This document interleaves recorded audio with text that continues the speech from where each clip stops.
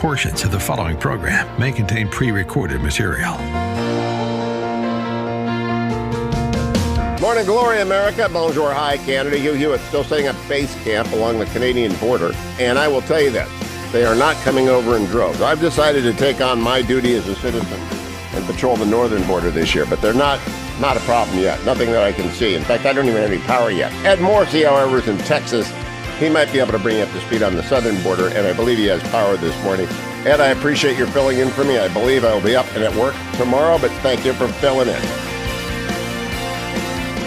Well, you're welcome, Hugh. I am live here from the ReliefFactor.com studios in Texas. I'm Ed Morrissey of HotAir.com and happy to fill in for Hugh today. We do have power, and we actually have heat. We actually have quite a bit of heat, but we've got all sorts of things here in Texas, and we've got a full show for everybody today. And, of course, one of the big issues, we're going to be discussing a whole bunch of different issues.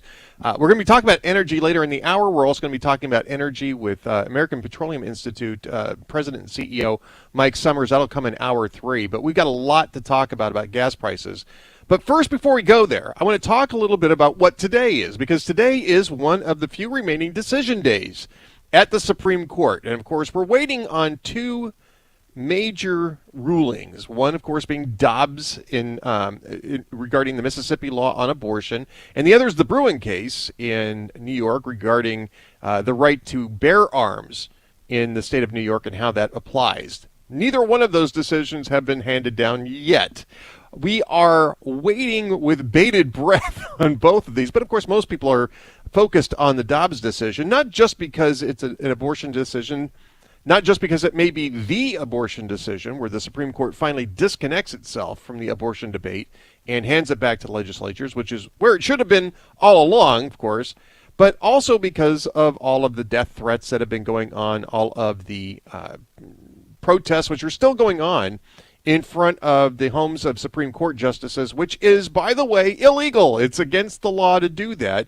It is a felony. Congress passed this many years ago. It is a felony to demonstrate in front of any federal judge's house or their personal offices while they are deliberating on a case. And it doesn't take a lot of thought to understand why. By the way, if you're looking for the reference, it's 18 U.S. Code 1507. It's a felony, and it doesn't take a lot of reasoning to figure out why it's illegal.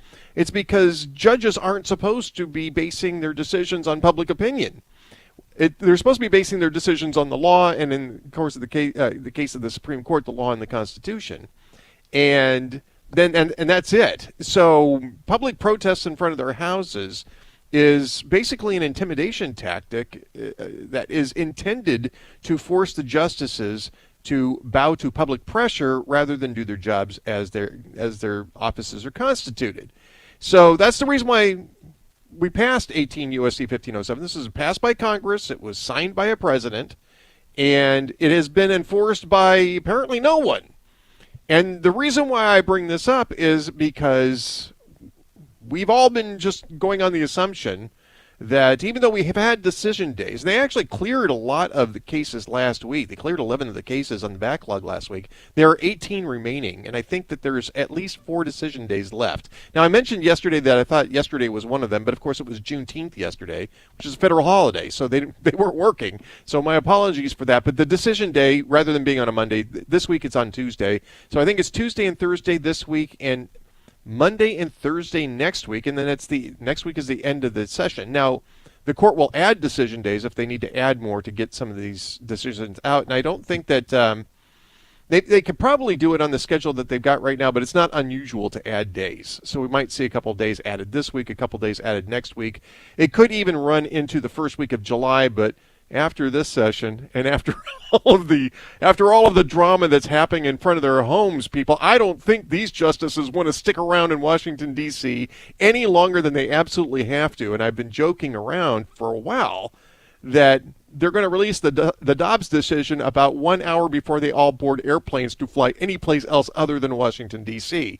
And so not to expect it until the very end. And I think that's still probably your best bet. Is that it's not going to come out today. It's not going to come out Thursday. It'll probably come out last. That and Bruen will probably be the two that come out last, probably because also likely to have been the most heavily argued internally between the justices. And so it takes longer when that happens for them to write the majority opinion, write the dissents for the dissenters and the majority to see each other's arguments and then to incorporate those into the final drafts of their opinions and so on. It's a long process, and it's a complicated process.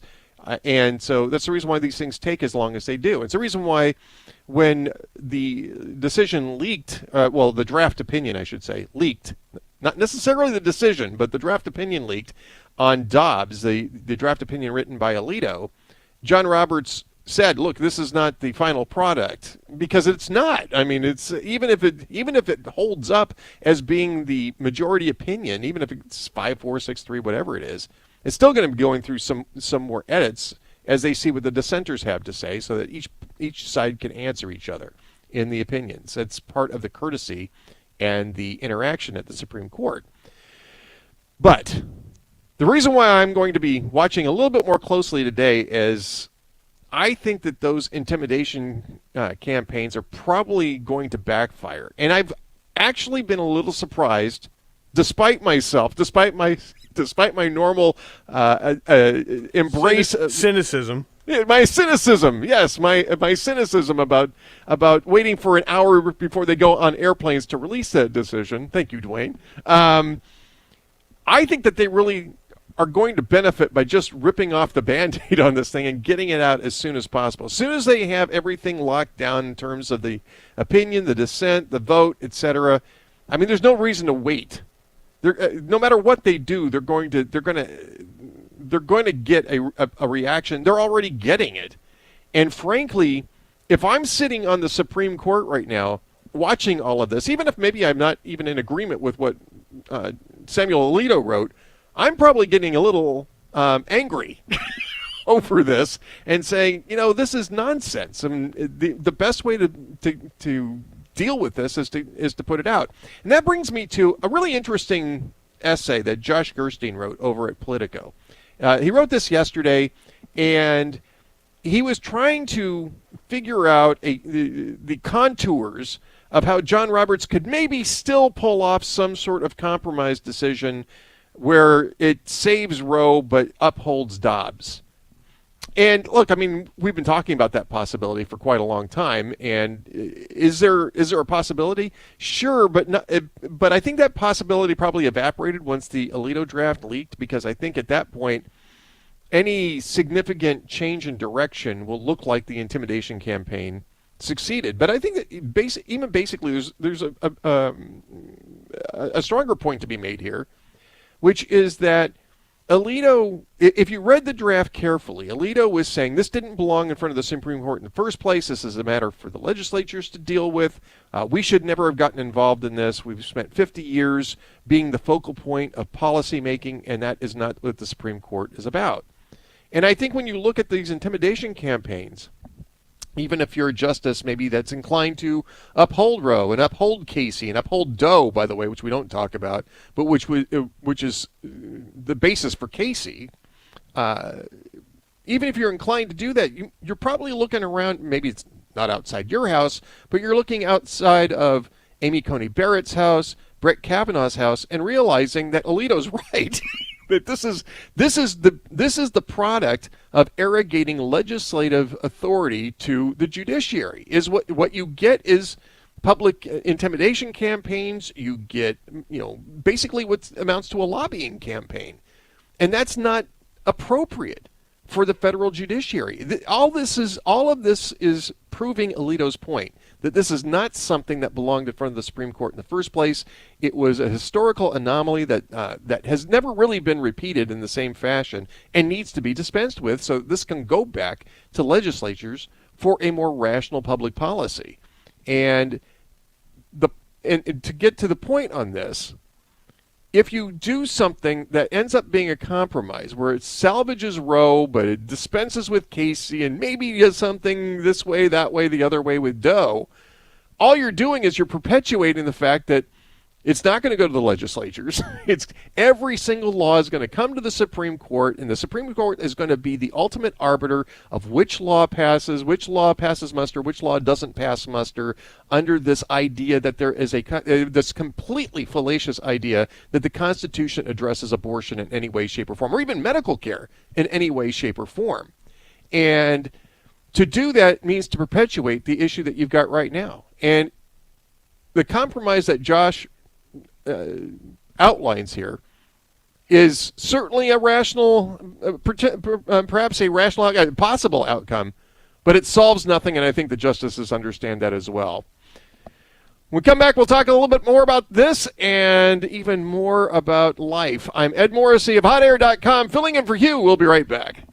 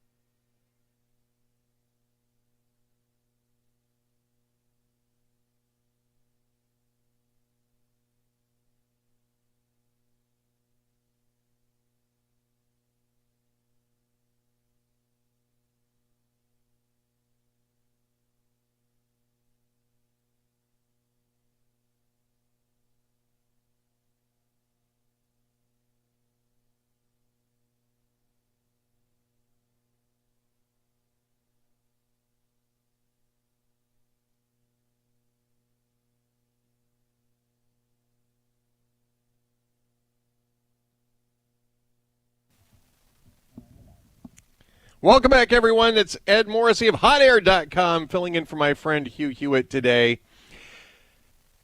Disco lives forever. What can I say? I love disco. The disco bumpers are awesome. It'll at least live through today. Well, you should be playing some of these for Hugh. I know that Hugh would really enjoy these, Dwayne. I think that you guys should be doing a lot of these for Hugh. I don't think.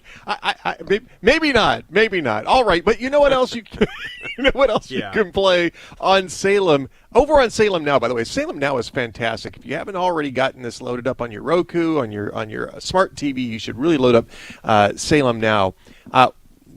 There's a great new program up on there. The fight for the unborn is raging in our country. An unprecedented leak from the Supreme Court, which we were just talking about, indicates that Roe v. Wade is on the brink of being overturned. The debates never have been stronger.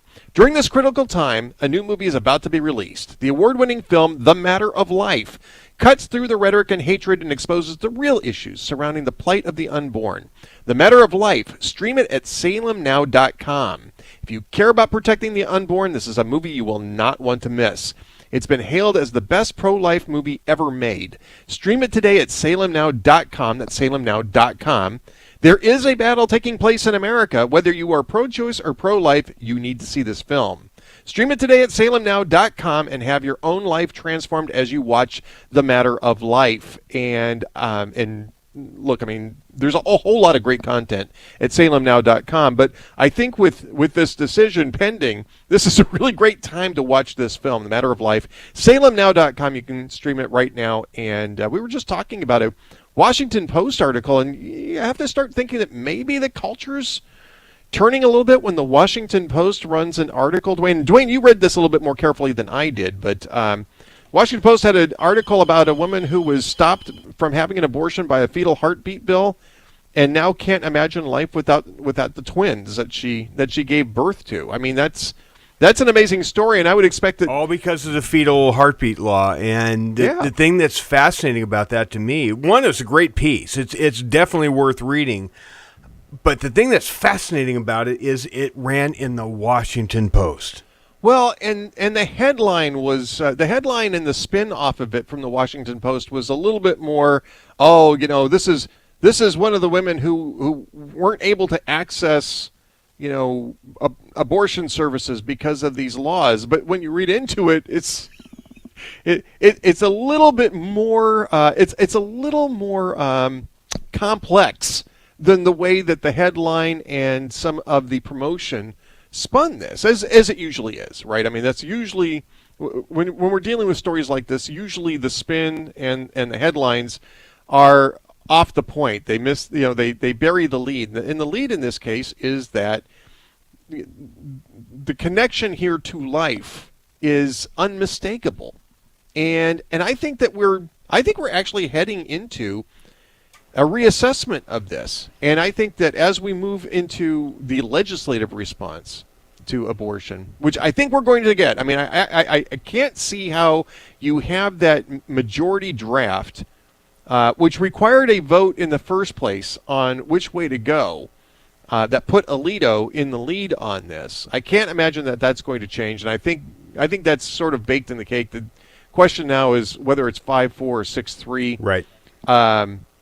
But I think that we may actually start to see a renaissance of the culture of life rather than the culture of death. And it's really what's at stake here. Even the argument that's being held in the public square by the left, they have largely conceded that it's life. It doesn't matter to them anymore. It's still a choice argument to them. But up till the last couple of years, they wouldn't even concede that it was anything more than a blob of cells, right? Yeah, there's still some clump of cells argumentation, but not very much. Not very much. Now it's sort of better the baby than me sort of thing, which is just really too crass to sustain. And I think that, and this is actually the science. We've been hearing a lot about the science for the last couple of years. The science is on the side of life here, and it is. And the argument is coming to a pro-lifer's point of view with each passing day, week, and month. Indeed it is. And by the way, when we come back, we're going to be talking not so much about the science, but the numbers when we talk about Joe Biden's energy policy and his fundamental turn. I'm Ed Morrissey of HotAir.com. We'll be right back. Portions of the Hugh Hewitt Show are brought to you in part by The Matter of Life and Salem Now.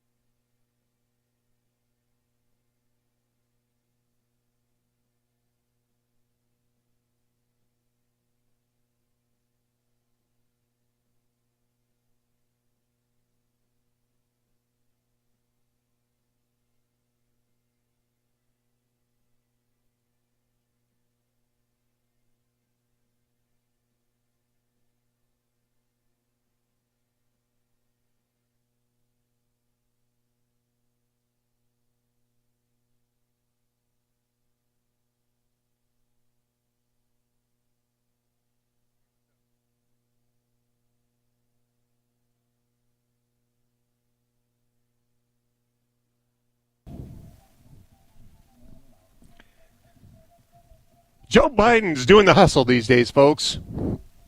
I'm Ed Morrissey of HotAir.com, coming to you from the ReliefFactor.com studios in Texas, talking about Joe Biden's hustle on corporate greed, Putin's price hike, whatever his excuse du jour is, basically is a hustle for what it is that Joe Biden really wants to do with energy policy. And, about 4 weeks ago, just a little under 4 weeks ago, we got a little Kinsleyan gaffe from Joe Biden when he got up at the White House and said, this is the gas price hikes are giving us an opportunity to make an incredible transition away from fossil fuels.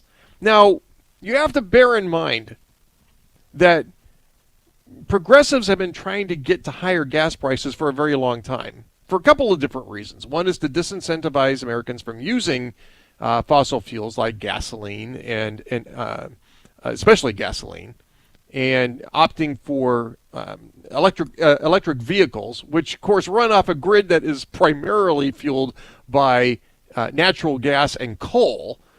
But we'll put that aside for just a moment. And the other is to make the alternative sources more economically competitive as opposed to gasoline and for that matter coal and other oil products. And so this is part of an ongoing project, if you will. You go back all the way to the Obama administration when Energy Secretary Stephen Chu said that high gas prices are not a bad thing. And the Obama policy, this is back when people were a little bit more honest about their policy, that the Obama policy was to normalize prices between the U.S. and Europe so that Americans were paying about the same amount of money for gasoline as Europeans do. Bearing in mind, of course, that Europeans import most of their gasoline. They don't do a lot of oil drilling and refining in Europe, whereas we have tons of resources here, tons of coal. I think we are either first or second in the world in terms of proven coal resources. We have all sorts of proven oil and natural gas resources, and so we've got all of that, and we have refining capacity that's been shrinking for the last.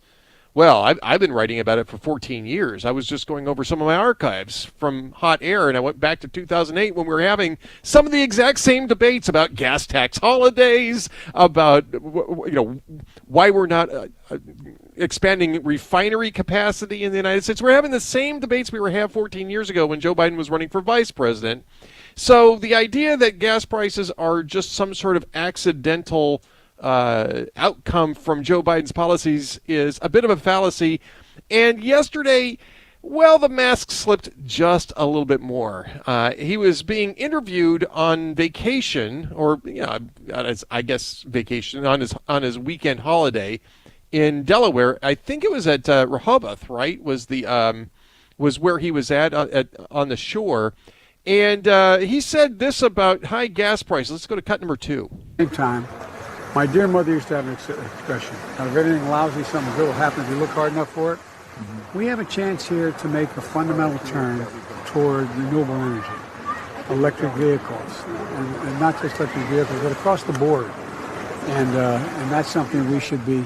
My team is going to be sitting down with the CEOs of the major oil companies this week and try to get an explanation how they justify making $35 billion. In the first quarter. Are you planning to sit down with oil and gas CEOs, No. Mr. President? Why is that, sir? Because my team's going to do that. Okay. But you did that with retailers and logistics companies and consumer companies. Because I had it already done. How can they have more? We're going to take a lot of time to unpack the nonsense just from this 42-second clip.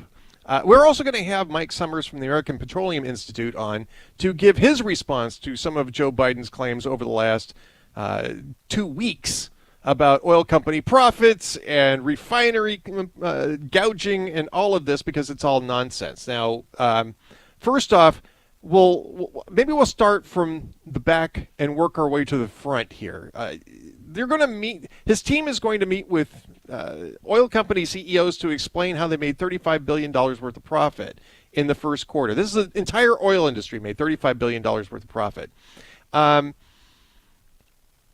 If you take a look at the financials for these companies, you'll find that ExxonMobil, who he accused of price gouging, had a 6% net profit margin in the first quarter. Marathon was somewhere around 3.8%. Chevron had 11% return on investment net profit margin in the first quarter. And as far as I know, that was the highest of the major oil companies. Now, the oil industry as a whole, according to CSI Markets, had about an 11% net profit margin in the first quarter. It was boosted, obviously, by higher prices, but so were their costs. And 11%, assuming that Joe Biden's got the $35 billion number correct for the first quarter for the entire oil industry, and I don't know that you can ever make that assumption with Joe Biden, but let's just say for the sake of argument that that's true, then if it's an 11% profit margin, then the oil industry generated $318 billion in total sales in the first quarter and had to spend $283 billion to get to that point.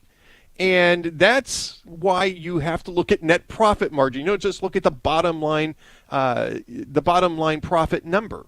By the way, in case you're wondering how 11% net profit margin ranks in terms of industries in the United States, CSI Markets actually provides that information too. It ranks number 28th.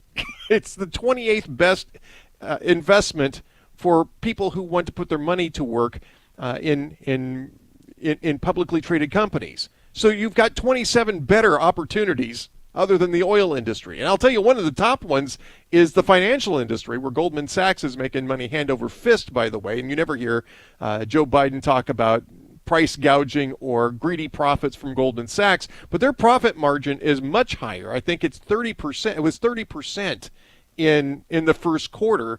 Their effective tax rate was half of that of ExxonMobil's. I mean, I've gone over all of this data before. This is sheer nonsense. Now let's turn to the fundamental turn. We have a chance for a fundamental turn to electric vehicles. In the first place, electric vehicles are a lot more expensive. Even with the subsidies that the federal government provides to purchase electric vehicles, they're a lot more expensive. They also have other issues, especially in terms of what you do at the end of the life cycle of these vehicles, because vehicles are just bad for the environment when they're when they're done anyway. But there's all the batteries on electric vehicles make disposal a really big problem for the environment. It's a very big environmental problem, not to mention the environmental problems that come from actually building the batteries in the first place. All the strip mining that has to be done to get the rare earth elements. A lot of that we won't mine here in the United States. We have to import it from places like China. So it makes us more reliant on foreign sources. But the fundamental turn here, even if you buy the idea that it's a great idea to make this fundamental turn, it shows that Joe Biden's doing this deliberately, which I think is a stupid thing for him to say, just politically speaking. Even if I thought that this was a great idea, right? This is a great idea. No, we should jack up gas prices and make Americans miserable so that they'll have to buy more expensive cars that they'll have to plug into a grid that's already unstable as it is. Even if I thought that was a great idea, 5 months ahead of the midterms, almost now closer to 4 months ahead of the midterms, I'd be doing that Jonah Hill thing from I think it was from the Oscars when you see him doing this, it's turned into a meme. No, putting your hand under your throat trying to say cut it off. No, don't go there.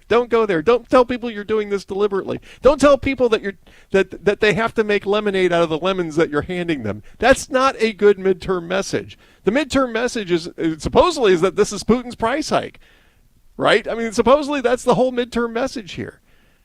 So if you turn around and say, well, this is a great opportunity for us to force you to change your life, to meet our climate change goals. Yeah, that sort of gives the game away just a little bit here. But then you get to the point where you have to say, okay, so we're going to plug the cars in. And I don't know what it's like for you here in Texas. We're being told that maybe you shouldn't run your air conditioning so much in the middle of the day because it's hot. I mean, this is sort of a normal thing. We don't have rolling blackouts in Texas, or at least we haven't. We had that one big power issue with the freeze that happened a year and a half ago. That was before I was living here. But But they don't generally have brownouts here. But in places like California, where you have an awful lot of cars, an awful lot of personal vehicles, they routinely have rolling blackouts. They routinely have issues with supply. They're having to routinely buy excess electricity from some of their neighbors in Colorado and Arizona because California doesn't produce enough for their own state. Why? Because they bar fossil fuel energy from generation in California, at least new fossil fuel energy from generation in California. They're restricting refineries. They are shrinking the supply of electrical generation at the same time that they're trying to argue that people need to plug their cars into the grid. And that is just not sustainable. There's no plan here for enough power to generate an entire national fleet of personal vehicles. I don't know that there's enough power in California to generate to keep the cars charged that they've already have. If you're living in places where they're doing rolling blackouts, you plug your car in at night and you've got a rolling blackout, you got to get in your car in the morning and go to work. Are you going to be able to get there? You know, if you had a gas-powered car, you could. It might be expensive, but at least the car moves. Subsidized electricity may be a lot cheaper, maybe, and I'm not even sure that that's the case. But it doesn't matter if the car doesn't move. You can't get the car to go the 20 miles on California's freeways to get to the office. We're going to be talking a lot more about energy in the rest of the show, so stay tuned. I'm Ed Morrissey of HotAir.com. We'll be right back. Thanks, Ed. I want to make sure I do a couple of sponsorships, even though I'm not on the air live today. The first is Birch Gold. I don't know how high gold is right now. I know inflation continues to roar. Listening on a long, long drive on the news channels, and they all pretty much agreed that recession is coming. And recession means bad things, worse things when stagflation is associated with it. The recessions that you can remember, unless you're 60 years or older, are recessions where the interest rates declined, and that was the way to revive the economy. This recession means it's going to be higher interest rates and higher gold prices. So as one of my callers said last week, they bought gold for the first time since 1979. And yeah, it is kind of like 1979 all over again. If you're about to buy gold, do it with Birch Gold at HughGold.com. You don't even have to buy gold. Just convert some of your IRA or 401k into a Birch Gold retirement fund that is validated by the IRS. It's completely legal in the IRS eyes. That way it can appreciate value and not cost you money as it does so. They'll send you a free information kit. But the first thing you have to do is go to HughGold.com. That's HughGold.com, or text my name Hugh to 989898. And don't forget, ReliefFactor.com. Even if I'm not there in studio taking it live, I want you to remember ReliefFactor.com works. I did my pratfall. If you're a new listener, faceplant on top of a villainous branch. Nothing broken, lots bruised. Took a while to get back into shape, move around. ReliefFactor.com contributed to the healing because it's like Icarian curcumin, resveratrol, and omega, 4 natural supplements that doctors and most people who know what they're talking about recommend that you take every single day to add to your body's natural anti-inflammatory system. You can give it a little push in many cases, and if you're short of surgery, keep taking what your doctor tells you to take, but no drugs are in ReliefFactor.com, and it works for tens of thousands of people every single day, hundreds of thousands of people actually, over the course of a month. Some people take it every other day. I take it every day. Some people take it twice a day. ReliefFactor.com, $19.95 is a starter pack. It has not gone up because of inflation, because they want you to try it. ReliefFactor.com. Put relief back into your life with ReliefFactor.com, and we'll be right back after this. Portions of the Hugh Hewitt Show are brought to you in part by Birch Gold Group.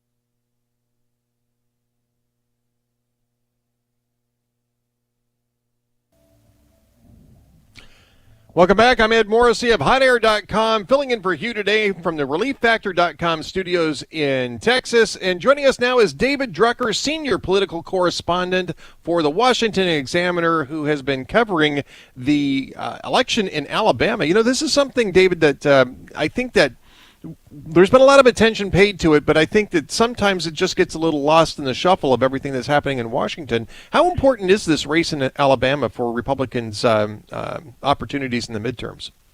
Well, listen, I think it's fascinating because you have a Senate runoff with so many dynamics that represent what's going on in the party. I mean, Republicans are going to win the general election down here, no matter what.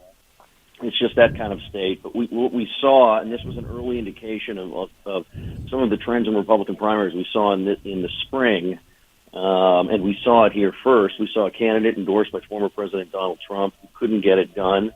And it shows you that when you have a hardworking, dynamic candidate, in this case that was Katie Britt, that can overcome the Trump endorsement, as potent as it can be in some contests, and that's because, you know, what we've learned about the Trump endorsement is that it can take a candidate with talent and put him over the top in a tight contest, but it can't make something out of nothing. The other thing we've learned is that as much as Republican voters still like Donald Trump, and down here they still like him a lot, it doesn't mean they're going to take an endorsement in the form of marching orders. And even if the former president, had not withdrawn his endorsement of Brooks, Brooks was going to lose. Even if he had not endorsed Katie Britt in the runoff, she was going to win. And so it's a really good place to talk to Republicans about how they look at 22 and how they look at 24.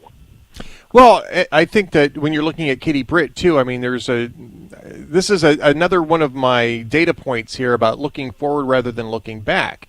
And I think that that's maybe something that plays against Donald Trump in his aspirations to return to the GOP nomination. I mean, Katie Britt is a fresh face, a fresh voice, somebody who is not just the next generation, but the generation after that. I mean, I was reading your article today, and she says time for the next generation to take over. Richard Shelby was, 87, 88 years old. Mo Brooks really was the next generation.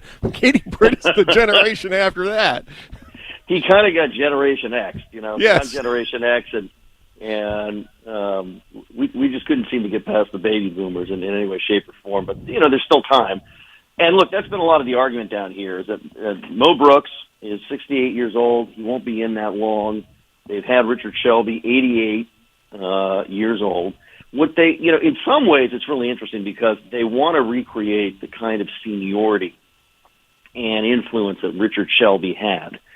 And the way you do that is you get somebody in like Katie Britt, who's 40 years old, younger than me, and let her stay a while. And so they want, you know, a lot of Republicans in Alabama, they want you to go against the grain. They want some anti-establishment fervor, but they want you, once you get there, to use it within the system and not to tear down the system, because it's a state with a lot of interests, military interests, agriculture interests.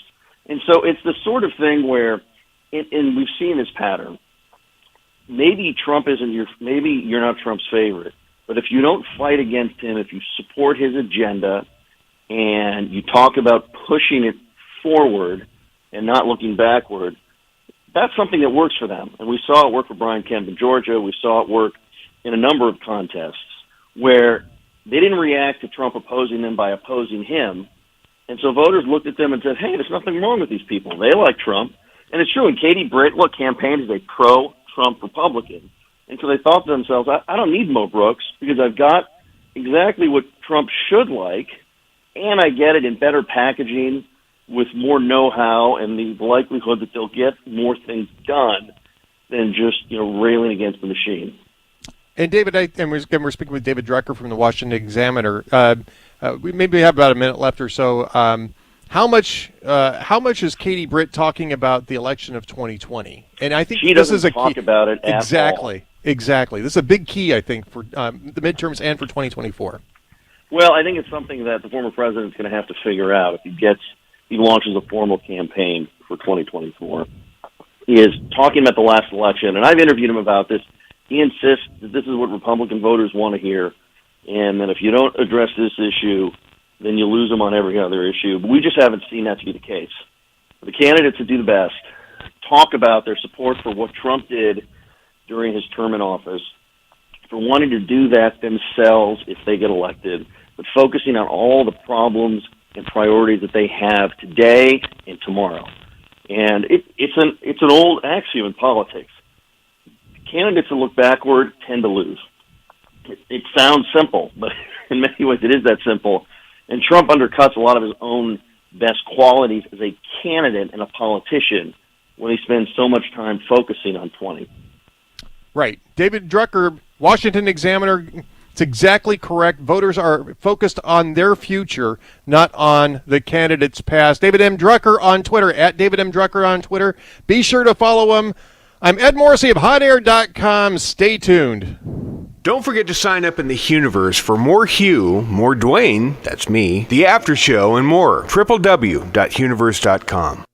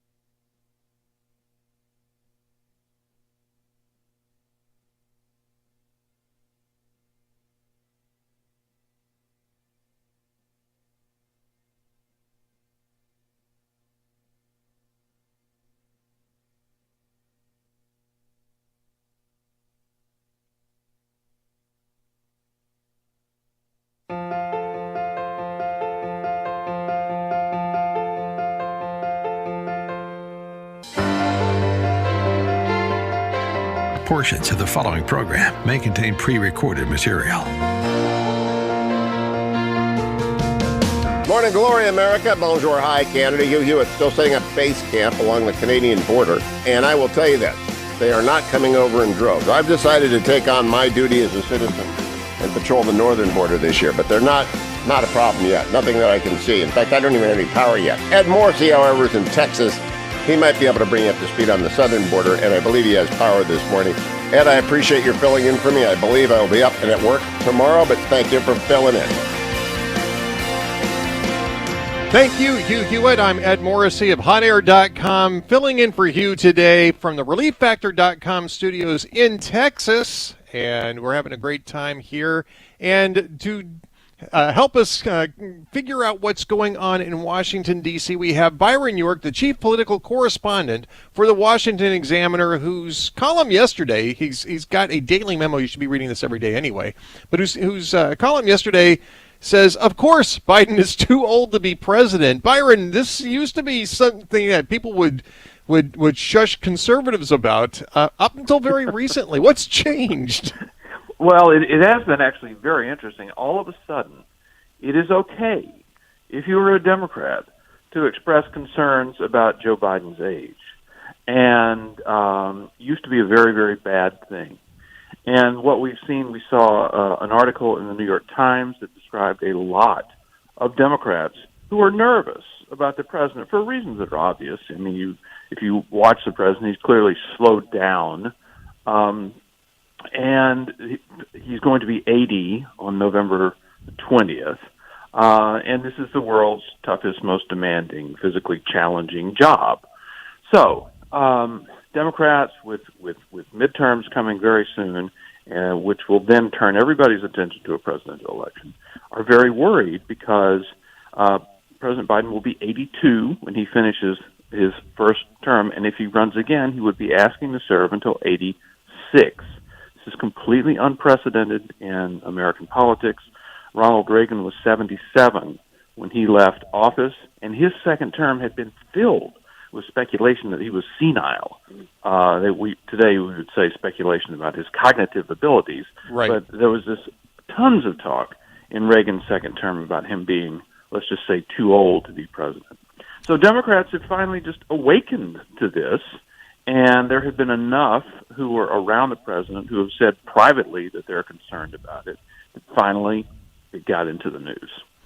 Well, it cuts both ways, and you make this point also in the column, is that the presumed front runner for the Republicans is Donald Trump, who wants to run again for a non-consecutive second term.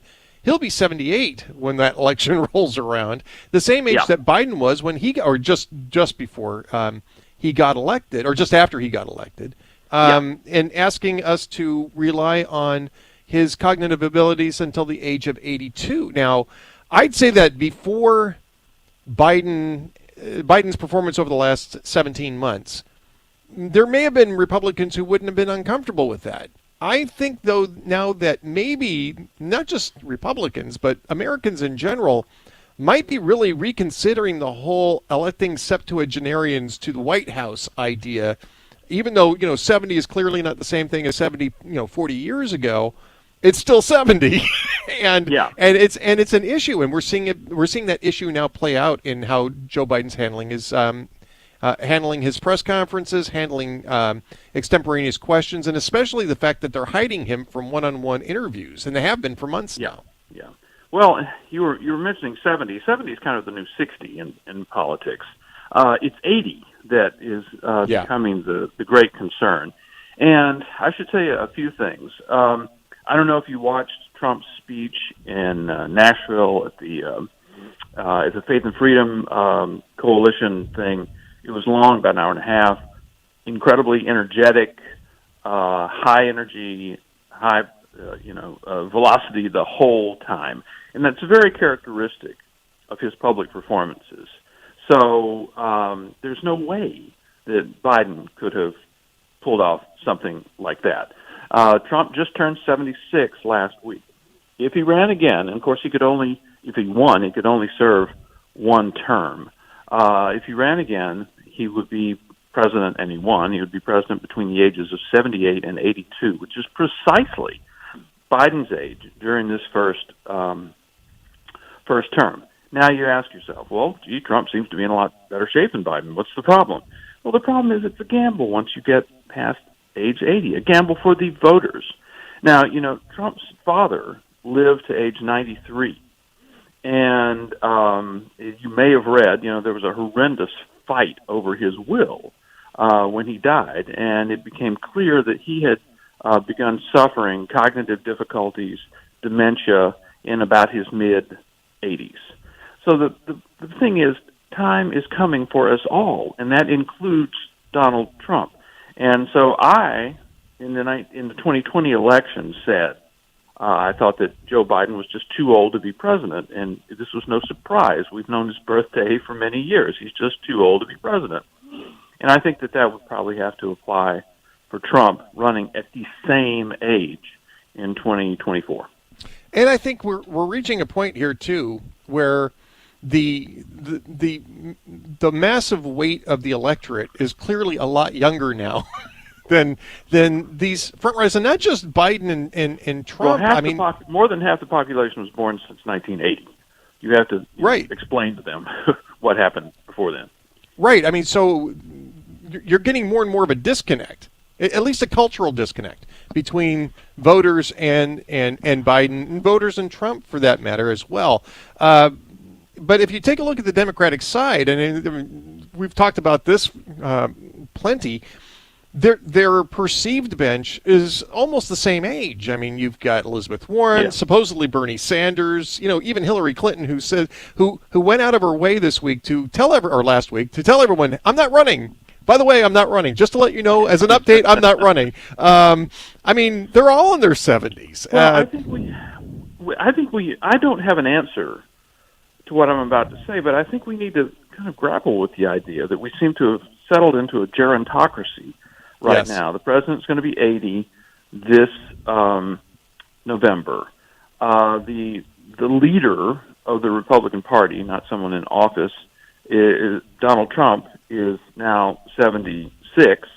The leader of the Republican Party in the Senate, Mitch McConnell, I think just turned 80. The Speaker of the House, Nancy Pelosi, is 81. And then her two deputies, Steny Hoyer and James Clyburn, I think, are 82. What's going on here? It's really very strange that a younger generation of leaders has not taken over. And I think what we might see, we're going to have turmoil. Because of the age issue, we're going to have turmoil in both parties. Because apparently, just reports, Biden hasn't told me this, but Biden has kind of become convinced that he is the only person who can stop Donald Trump. And Donald Trump is the greatest threat to our republic, so he is the only man standing between us and the Trumpian abyss. And if he comes to sort of believe that, then he's going to want to run again to save the country. And a number of Democrats are going to disagree. And so the age issue is going to play out. And it's also going to play out in the Republican Party. Look at the people who are running for president or thinking about running for president. They're in their 40s and their 50s, and in some cases in their 60s. They're in the sweet spot of age for running for president. So if you had a Ron DeSantis who's, 44, 45, somewhere in there. Something like that, yeah. Versus Donald Trump, who would turn 82 at the end of his term. I mean, age will be an issue. Well, and again, I think that we were just talking to your colleague David Drucker, who's watching the Alabama race, which I think is a microcosm of this. You've got Mo Brooks, who's 68, who's been around forever down there in Alabama. He's not in the 70s, but he's getting up there. And again, in the Senate, age isn't nearly as much of an issue as we know from the people who are currently populating the Senate. Cohort. He might indeed, yes. But and then you got Katie Britt, who's 40 years old, who's running as not somebody who's unconnected because she worked for Shelby, but somebody who's a fresh voice. That to me is a microcosm of what we're looking at. This electorate is going to want to look to the future, not to its past. And got about 30 seconds. I'll let you respond to that. No, I heard David say that, and a part of that is a reaction to the departure of Shelby, who is over 80, and it just gives voters a feeling that they need to make a change. And I think you could certainly see that happen when you have a President Biden who's 82 years old. The country just making a change. In 1961, there was a handover between Dwight Eisenhower, who was then 70, the oldest president ever, to 43-year-old John F. Kennedy. Could see something like that happening this time. Byron York from the Washington Examiner, at Byron York on Twitter. Be sure to be following him and reading him every single day. I'm Ed Morrissey of HotAir.com. We'll be right back. Portions of the Hugh Hewitt Show brought to you by Sierra Pacific Mortgage. For more info, call 888-888-1172.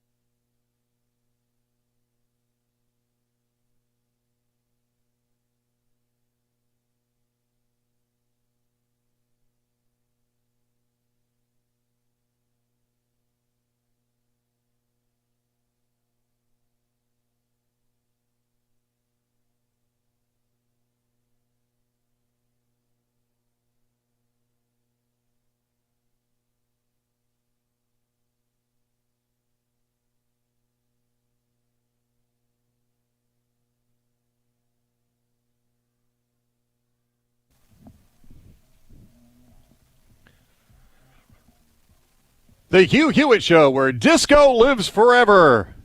I'm Ed Morrissey of HotAir.com, coming to you from the ReliefFactor.com studios, where we have the little silver disco ball twirling in the ceiling. I assure you that that's what we have going on here. Lots to discuss today. Wait. Enough with the disco. Enough with the disco. So you've been doing this for 2 days. I have. I'm enjoying the heck out of it. Adam's doing great on the bumpers, by the way. You are the de facto Salem /town hall /hot air. You are the de facto Vatican correspondent for all things Salem. I guess I apparently am. I've been there a couple of times, yes. So why have you not covered the change that's afoot, apparently? The change that's afoot. Which change might this be, Dwayne? Well, apparently we're going to have 3 popes now. Well, wait a minute. I haven't heard this, even though I am the official Salem, sort of unofficial, Salem hot air town hall Vatican correspondent. I have yet to hear about this from any of my correspondent friends. You did not see the report filed from the Vatican from Megyn Kelly about the change that's afoot? Well, we should play this so that people know what we're talking about. In case you haven't seen the Megyn Kelly report, here's Megyn Kelly actually on vacation. From the Vatican.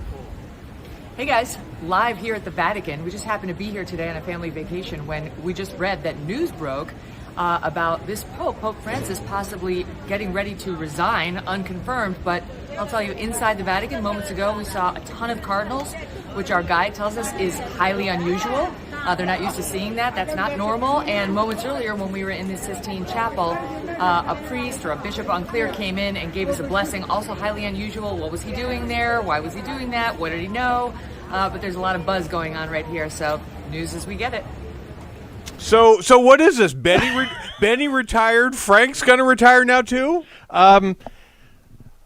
I love Megyn Kelly. She's an excellent reporter, an even better television host, and I really hope that she's enjoying her vacation in Rome. But I think that maybe her tour guide was pulling her leg just a wee bit here.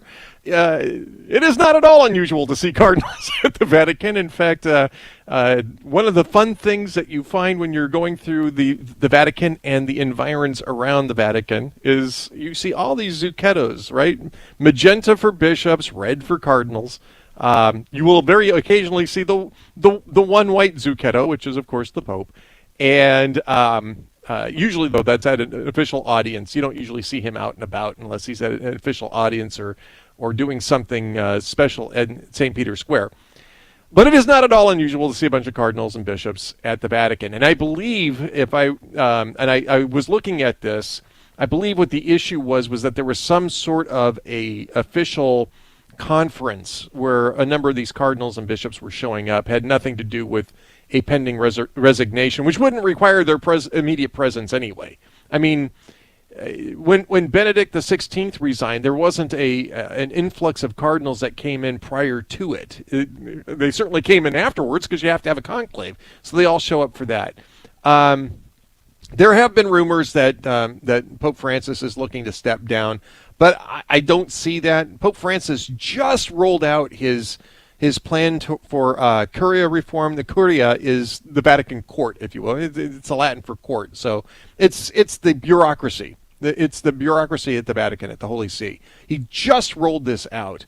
And so you don't resign after you roll something like that out. You stick around to make sure that your plan gets implemented the way you want to see it implemented.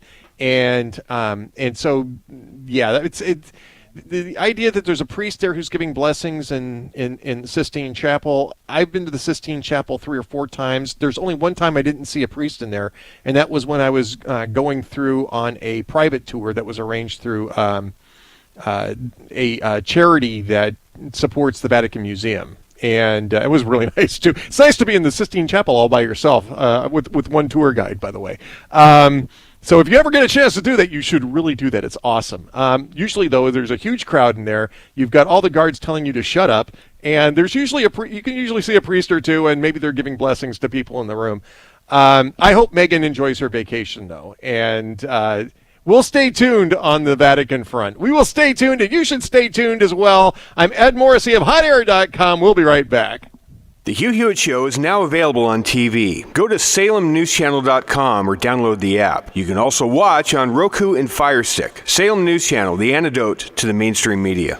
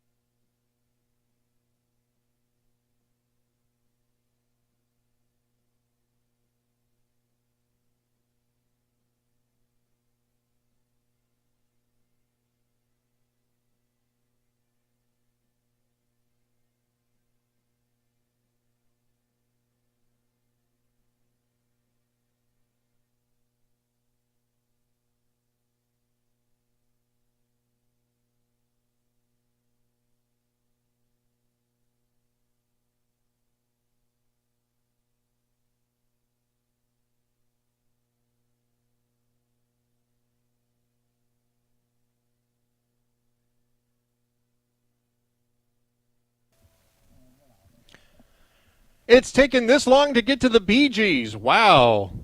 I love the Bee Gees, guys. I'm Ed Morrissey of HotAir.com, coming to you live from the ReliefFactor.com studios in Texas, where we have disco playing while Hugh's away. So there you go. And joining me right now, a fellow fan of disco. That's not true. Cam Edwards, BearingArms.com.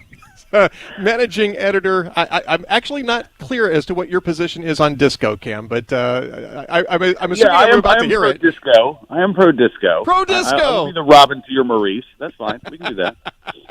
Pro disco. See, the disco revival starts right here on the Hugh Hewitt Show. Cam Edwards, though, BearingArms.com, is focused like a laser on Second Amendment issues. If you need any information at all on Second Amendment issues, you go to BearingArms.com.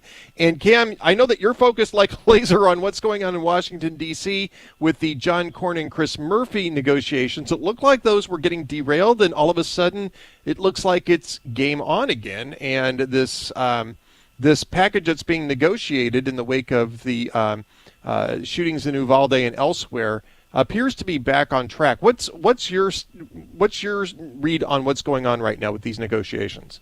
Yeah, we'll see. I mean, there was a flurry of headlines yesterday afternoon. A deal imminent, text imminent, didn't happen yesterday, as far as we know. Right? No text of the legislation was announced. So, my impression is that both sides really do want to get something done. Today is probably the day that they've got to release a legislative bill if, in fact, they're going to hold a vote this week. So was that leak yesterday talking about, how a draft is imminent? Who leaked that, right? Who put that out there that, okay, this is coming, everybody stay tuned? Because it didn't happen. And so to me, that seemed like maybe another attempt to try to goose these negotiations along a little bit. From what it seems like, and from what it sounds like, it seems like the Democrats have been willing to back away from virtually all of their demands in order to be able to pass something that they can call a win, right? And they can say, look, it's the first time in 30 years we've passed a gun control bill. As long as they get to say that, it seems like they're pretty flexible on what's actually in the actual legislation. But I am taking very much a wait-and-see approach here. And I'm not going to believe anything that the politicians say until I can actually take a look at every line of that text. Well, that's because you are a careful man, Cam Edwards, and you've been down this road before, and you and I have talked about this. We do our VIP Gold chat for Hot Air and Bearing Arms on Wednesdays. We'll do this again tomorrow, in fact, tomorrow afternoon at 1:30 Eastern Time. And we've been talking a lot about this particular package. The people who are in our VIP Gold programs have been very interested in this, and I know that you've expressed some skepticism about the elements of this package, and I think primarily about the red flag law subsidies, if you will, how that's going to be structured, and how these red flag laws are even going to work, because they can be and have been in the past abused to basically be gun grabbing levers, if you will, for courts and for law enforcement. How worried are you about what you've seen so far on the red flag laws?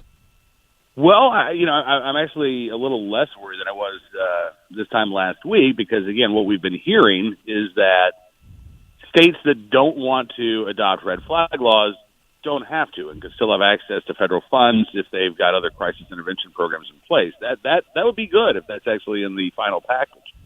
But as you say, I have my concerns about red flag laws fundamentally. Because I think that my big issue with red flag laws is that, okay, here is somebody who the court says is dangerous. We're going to take their guns away. We're going to leave them alone, right? There's no mental health treatment. There's nothing, no sort of electronic monitoring. It's basically just like, okay, once we've taken the guns, we think the problem has been solved. Well, that's not the case when you're dealing with dangerous individuals. So to me, a red flag law is a gun control solution to a mental health problem. And so I would be glad to see some flexibility put into this bill that would allow states access to federal funds if they didn't want to impose red flag laws. But I'll tell you the thing I'm really getting concerned about here, Ed, is that they're talking about holding a vote this week. We still don't have legislative text. I am very concerned the Democrats are going to try to sneak something in to this legislation, kind of bury it in there, which is why I think people are going to need to go over this, whatever package this is, with a fine-tooth comb. Make sure there are no poison pill amendments. Make sure that there's nothing hidden away in there that all of a sudden goes beyond the parameters of the deal or goes against what we've been hearing is going to contain within this framework. You know, it's interesting, too, because John Cornyn went back to Houston for the Republican convention down there and did not get a very cheery reception. He says that that's not going to bother him. He's not going to get pushed out of the lane here. He wants to keep pursuing this. Overall, what I would say is theoretically, or in a vacuum, the elements of that are being brooded about as part of this package tend to be popular with voters. And the least popular one, which was the assault weapons ban, was dropped early. So they're not even discussing weapons restrictions or anything else like that in that sense. But I think you're right. When it comes down to the details, some of these might turn out to be a lot less popular. And of course, you've always got the issue, Cam, of the laws of unintended consequences, which is when you write even if it's not a poison pill, even if it's not sneaking one past the goalie for malicious purposes, legislation just creates odd incentives on its own, and that's the reason why you have to take real care with the legislative language. Absolutely, and red flag laws, I think, are a perfect example of this, right? The idea is, okay, we're going to have this in place, and now there'll be a mechanism so we can deal with dangerous people. I got to tell you, I've talked with several Second Amendment activists from across the country over the last 3 or 4 weeks, and they've told me that they're really concerned, and several of them live in states where red flag laws are already in place. In fact, I was talking to somebody in Connecticut where they're kind of expanding who can report someone and initiate a red flag process, and they're really, really concerned about the effect that this is going to have on people who are seeking mental health treatment, not because they are, planning a mass murder, but because maybe they're going through a divorce. Maybe they've lost a child, but, they're going through something in their life where they feel like they want to reach out to a counselor. And now they're deathly afraid that this counselor isn't going to understand gun owners. And as soon as this counselor understands, okay, this person is a gun owner in front of me, well, we better take their guns away because I think that they're, in a dangerous position in their life. And so they're concerned that we're actually going to see less access to mental health. We're going to see people who could use a counselor deciding not to because they're afraid of the potential of a red flag law being falsely imposed on them. Well, and to be fair, right? I mean, it may not even be that you're talking with a counselor who has a particular animus towards owning firearms. You may be just talking to a counselor who has a particular animus towards, a lawsuit in case something does happen. I mean, the threat of litigation over something like that would probably be fairly strong and certainly a huge incentive to invoke a red flag law just to be on the safe side. Not necessarily the safe side for everybody involved, but for your own fiscal safe side if you're a counselor who's dealing with an issue like this, even if it approaches the line. These are and this is what I mean about unintended consequences and perverse incentives. When you're setting these types of things up, you have to game out all of those things to find out how you're going to limit the damage from whatever changes that you're making. And that is a huge one, I think, when you're dealing with red flag laws. I do too. You can also look at the fact that in states that have these ex parte hearings, basically, the quote unquote temporary order, and then you go back a couple of weeks later and both sides actually get to participate. In those initial hearings, in New Jersey, for example, about 90% of those petitions are approved. But the final hearing, where the subject of the petition actually gets to be in court and provide their side of the story, only about 50% of those final orders are approved. And that concerns me too, Ed, because it seems to me like that's a sign that judges are rubber stamping at least the initial petition, right? As you say, there is this incentive. I don't want to be the judge that let this person keep their guns and they went and did something wrong, so better safe than sorry. We'll sort it out in a couple of weeks. That still, I think is a big issue because it means that, in essence, once the petition has been filed, your guns are going away for a couple of weeks anyway, right? Maybe you'll be allowed to get them back at that final hearing, but I'm just not convinced that red flag laws are actually a meaningful and substantive approach to dealing with dangerous people who are ready to do dangerous things. We're speaking with Cam Edwards of BearingArms.com. I want to ask you about the ATF director nomination confirmation. Steve Dettelbach, I believe it's Steve Dettelbach, right? Mm-hmm. Yep. Steve Dettelbach has been nominated and came out of committee on a tie vote. Do you know where we're at on that? Have we heard what the whip count's going to be on this? Is this going to be a 50 vote plus Kamala Harris success for Joe Biden, or do we see any signs that Joe Manchin or another Democrat might decide that Dettelbach is just not the right guy for ATF? No, Manchin has said he's on board. Angus King has said he's on board. So I think they've got the Democratic caucus. And I think that Dettelbach is going to get confirmed even if Kamala Harris has to pass the tie-breaking vote in the Senate. It could be that, there are a couple of other Republicans, maybe some of the Republicans who are part of these negotiations. I would not be surprised to see a Mitt Romney or a Susan Collins sign on as well and give Dettelbach a little bit of bipartisan cover. I do think that the shootings in Buffalo and Uvalde really did impact Dettelbach's confirmation chances. I think that after that occurred, Manchin and Angus King were like, all right, he's acceptable to us. The problem with Dettelbach, from my perspective, is that while David Chipman, who was the first nominee to head up the ATF, was a gun control lobbyist, Dettelbach's an anti-gun politician, right? They have the same ideology, they just have different backgrounds. Well, that's something to keep an eye on, and Cam Edwards at BearingArms.com is keeping an eye on it. He's on Twitter at Cam Edwards if you want to follow him there. I'm Ed Morrissey of HotAir.com. We'll be right back. Hi, it's Hugh Hewitt. I'm up at the northern boundary trying to get the Sommers studio, I call it, the northern boundary studio, where I keep watching the Canadians trying to sneak across the border. If you're trying to buy a house somewhere, you need AndrewandTodd.com. Andrew Del Rey and Todd Avakian. I talked to Andrew on Thursday of last week at length. The refi market is dead. He told me that. Interest rates have gone up to 6 and 7%, and nobody needs to refi a 3% into a 6%.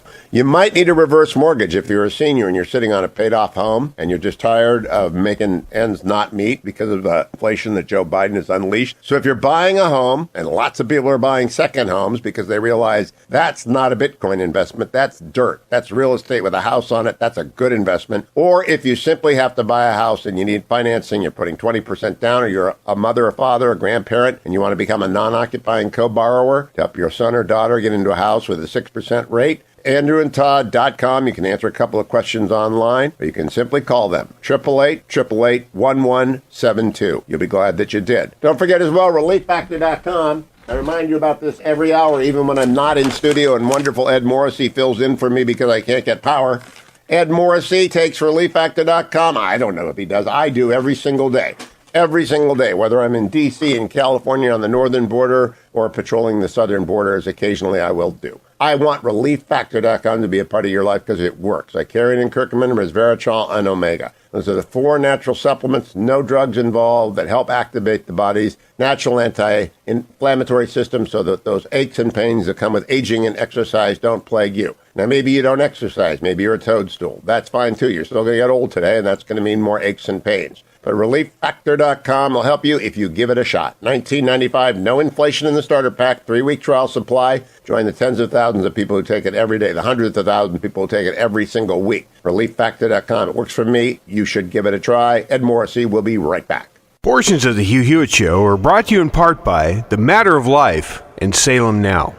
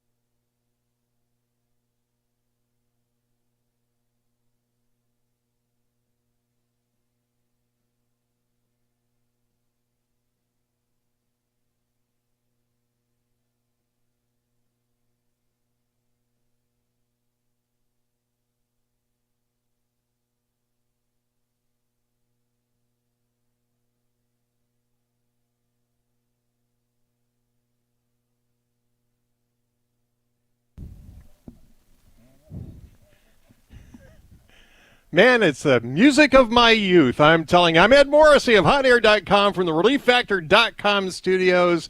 Just sitting here thinking about the village people and thinking about the Navy. What's in the Navy these days? What is the priority of the Navy these days? We've got tension with China. You know, the issue of Taiwan is about ready to break up. We've got all sorts of issues in the Pacific Rim. What is the Navy's priority right now? Well, let's go to this clip and find out. Hi, my name is Johnny and I use he, him pronouns. Hi, and I'm Conchi and I use she, her pronouns. And we're here to talk about pronouns. What is a pronoun? A pronoun is how we identify ourselves apart from our name, and it's also how people refer to us in conversations. Using the right pronouns is a really simple way to affirm someone's identity. It is a signal of acceptance and respect. If it's a signal of acceptance and respect, how do we go about creating a safe space for everybody? That's a good question. A really good way to do that is to use inclusive language. Instead of saying something like, hey guys, you can say, hey everyone, or hey team. Yeah, and now that you say that, another way that we could show that we're allies and that we accept everybody is to maybe include our pronouns in our emails, or like we just did, introduce ourselves using our pronouns. But what would I do if I misgender someone? I think the first thing to recognize is that it's not the end of the world. You correct yourself and move on, or you accept the correction and move on. The most important thing I can tell you is do not put the burden of making you feel good about your mistake on the person that you just misgendered. Oh, thank you for telling me that. Yeah, and another tip for you to remember their pronoun next time, it's in your mind. Kind of go through a progression of 3 good things about the person using their pronoun. So let's say the person chooses to use they, then you will in your mind go, they have a nice shirt, they have a nice smile, they are really smart. So that kind of sticks in your brain. That is so helpful. I want to know, what would I do if I want to know someone's gender identity or pronouns? The most important thing is do not pressure anybody into giving you their pronouns. Some people may be going through the process of discovery and they are not ready yet to tell you what their pronouns are, and that's okay. So I should just lead with my pronouns and they may follow or not, and if they don't, then I can just continue to use gender-neutral language. Yes, exactly. Just to share something with you that happened the other day at a cookout I was at, we were talking about pronouns and somebody was disagreeing with how different people see themselves as different pronouns, and the argument was if you look like a female, then it's she, her, because that's what's normal, and if you make me call you something else, then you're infringing on my rights. And I was really taken aback by the comment, and I really wasn't sure how to respond. Let's bring this to a close. I think you get the gist. This is apparently an official training video from the Navy on how to address pronouns and gender speak. And you see in the background of this, if you're watching the video of this in the Hugniverse, HUGHNIVERSE.com, you'll see it's got NavSpeak's logo on the back there and NAVSEA's logo on the back there. That's those are official Navy, U.S. Navy agencies here, and this is apparently directed towards people who are going to be fighting wars for us. They're talking about allies, not in a sense of, oh, that ship over there is our ally, don't shoot at it. That ship over there is not our ally, do shoot at it, sort of sense. They're talking about pronoun allies. I mean, this is nonsense. This is utter nonsense. This is not military readiness. This is cultural indoctrination, and it's just it is silly. The idea that we're all going to have preparation to use pronouns is absurd. And this is part of what we've been talking about. We were talking about this yesterday, actually, about the Van Jones clip about being weird, about the Democratic Party coming across as being weird, the progressives coming across as being weird. This is weird to 90% of Americans who are going to be voting in the midterms. This is weird. Nobody there is concerned about pronouns.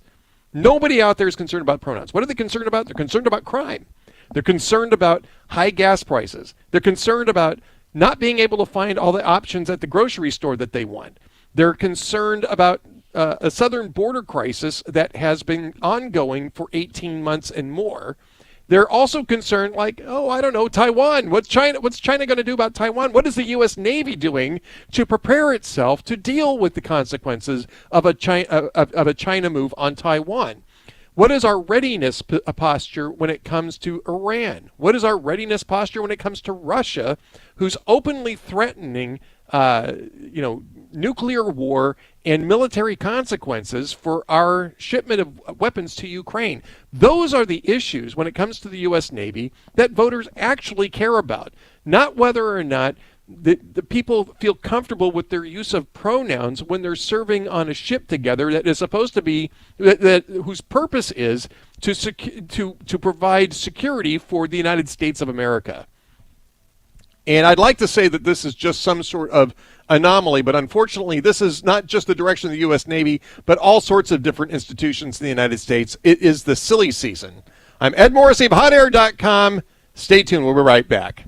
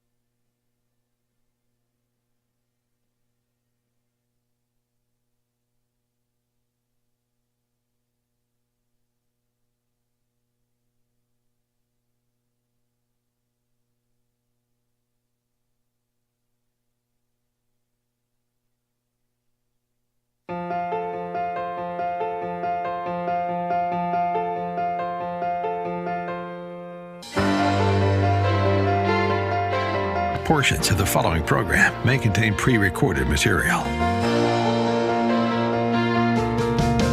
Morning glory, America. Bonjour, hi, Canada. Hugh Hewitt still sitting at base camp along the Canadian border. And I will tell you this, they are not coming over in droves. I've decided to take on my duty as a citizen and patrol the northern border this year, but they're not a problem yet. Nothing that I can see. In fact, I don't even have any power yet. Ed Morrissey, however, is in Texas. He might be able to bring you up to speed on the southern border, and I believe he has power this morning. Ed, I appreciate your filling in for me. I believe I'll be up and at work tomorrow, but thank you for filling in.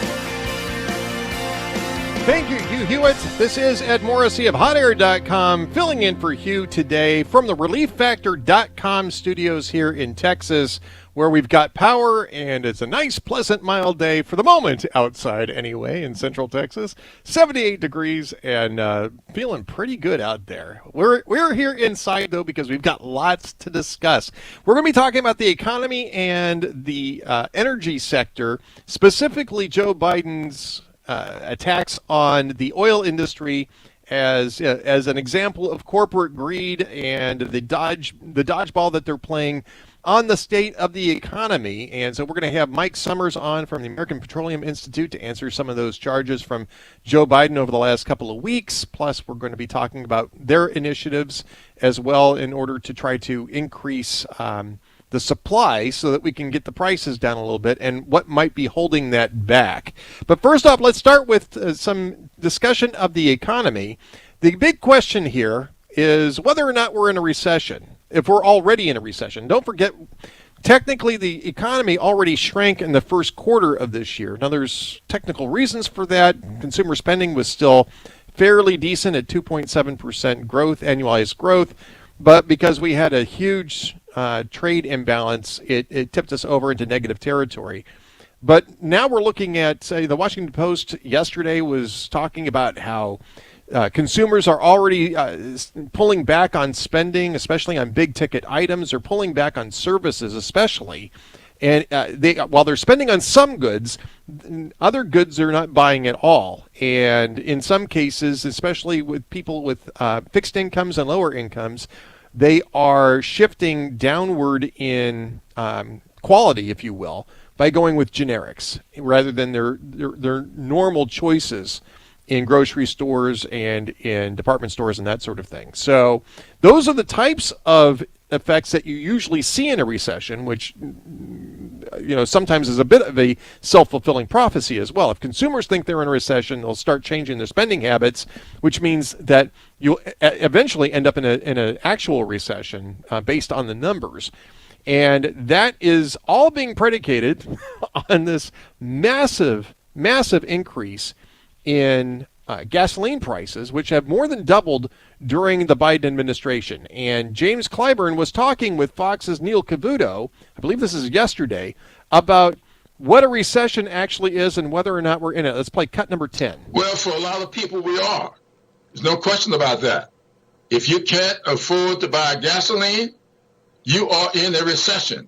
The investor class in this country is not losing any money. Individuals, yes. But as a class, investors are still making money. Corporate execs are making plenty of money. That's not the issue.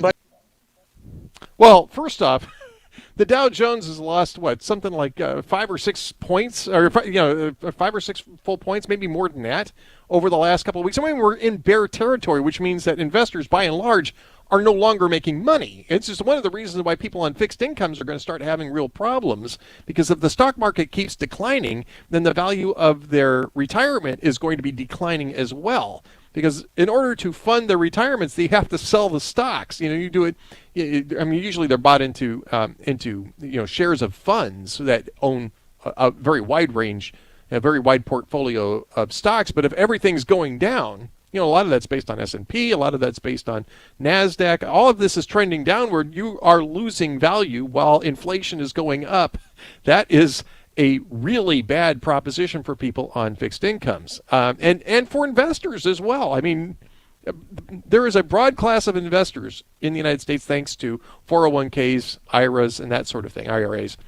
And so if that's losing money, then a whole lot of people are losing money. The investor class is not a tiny little class. The investor class is most of us now. It has been for the last 40 years. So does James Clyburn have this right? Are we in a recession? Or, as Joe Biden suggests, does James Clyburn sound like a Republican? Let's go to cut number 1. I promise. Even more likely than ever. Not the majority of them aren't saying that. Come on, don't make things up, okay? Now you sound like a Republican politician. I'm joking. That was a joke. But all kidding aside, no, I don't think it is. I don't think that asking whether or not we're tipping over into recession after a actual GDP report that shows us in negative territory, that actually shows us in contraction, I don't think that sounds like a Republican. I'm not sure where Joe Biden was going with this. He's saying, oh, well, it was a joke. It was just a joke. It was just a joke. Yeah, I don't think that was actually the case. I think that he doesn't like answering that question. He doesn't like it even being posed. We're going to get to media bias probably at the end of the hour. But this is something that he doesn't want to address because the root cause of this, of most of this, is energy prices. Again, you have to understand that energy prices are a force multiplier for inflation. If gas prices are going up rapidly, then the rest of the distribution chain doesn't have any way to absorb that. They have to pass those costs along to the end-use consumers, which is the reason why prices are going up on goods other than gas prices, right? And it's not just that it goes up once. Every stop along a distribution chain for goods and in some cases services, mostly for goods, adds more transportation costs.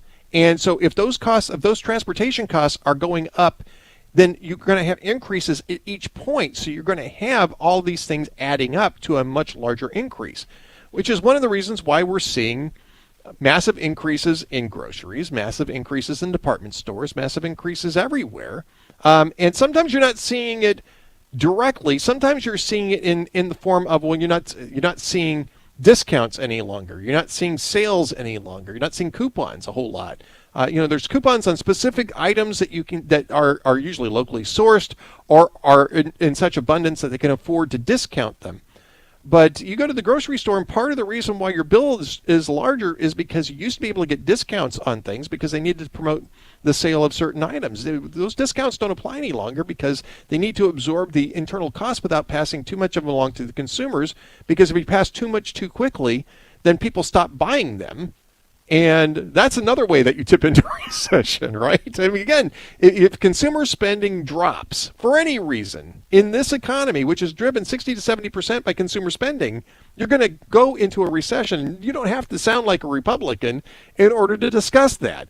And this is the reason why Joe Biden isn't terribly interested in discussing this. So energy prices really are the key to this. And as we were talking about this, we won't play the clip again, but we were talking about this in the first hour. Joe Biden, in the same interview, was saying that, well, gas prices are going up high, but it's a chance for us to make a fundamental turn to other energy sources. Yeah, it's a fundamental turn that's going to be extremely expensive, and that most people really aren't going to be able to afford to make. Most people can't afford to buy an electric vehicle.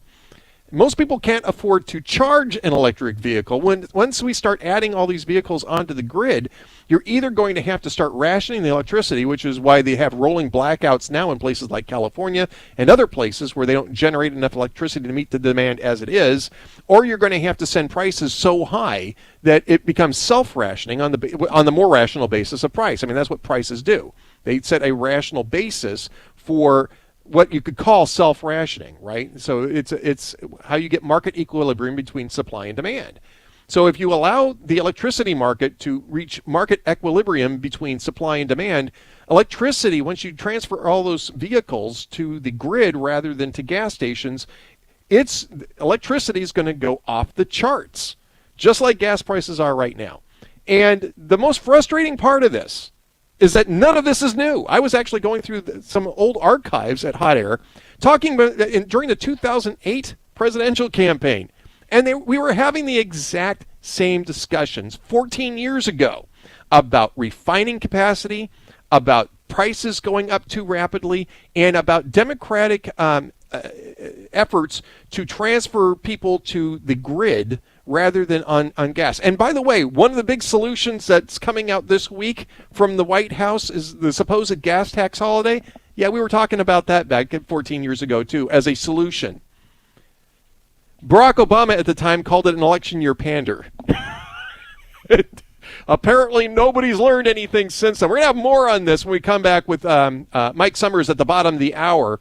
I'm Ed Morrissey of HotAir.com. Go nowhere, folks. Portions of the Hugh Hewitt Show are brought to you in part by Prison Fellowship Academy.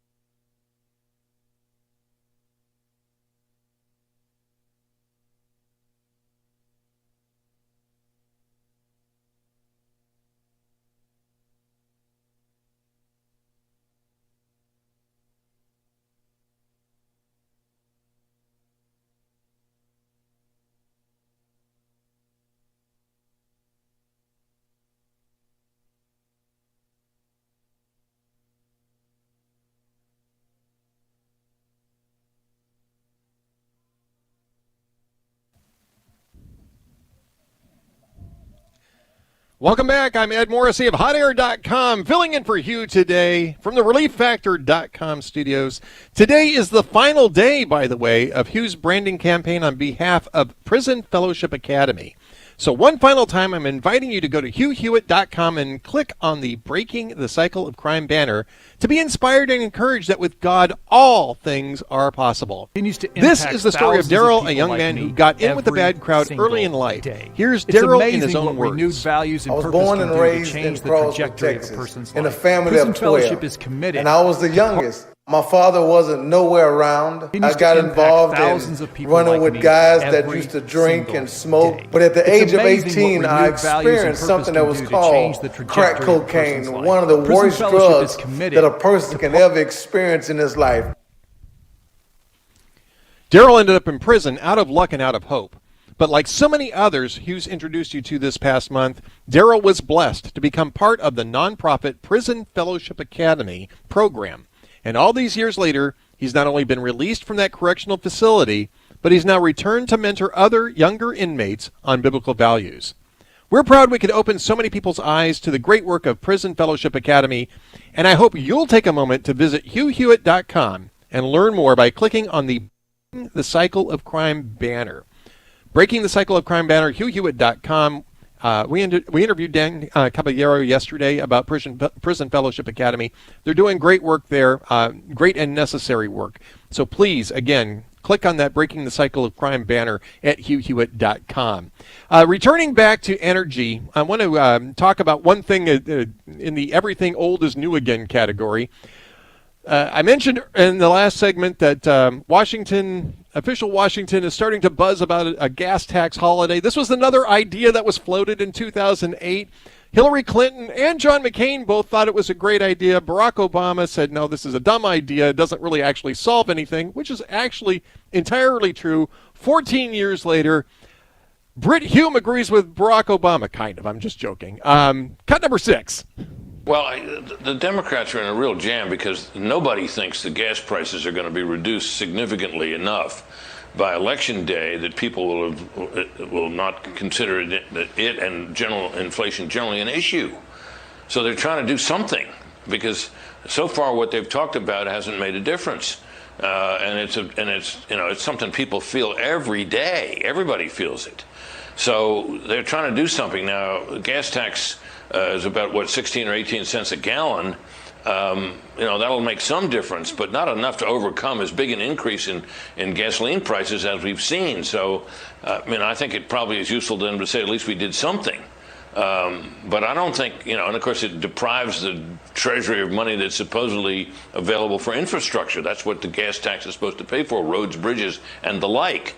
So I'm not sure that measure is going to make much of a difference, Brett.